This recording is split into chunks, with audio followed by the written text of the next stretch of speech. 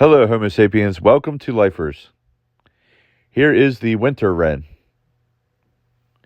This species can be found in the eastern United States and eastern Canada. There are two subspecies recognized. Here is the nominate subspecies. And there's also the southern Appalachian winter wren that I hope I can find in the future.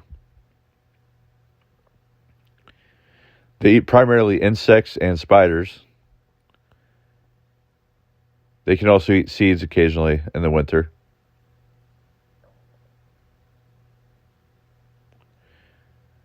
As you can see, they don't sit still very often. They're always hopping around looking for food, which makes them pretty difficult to film.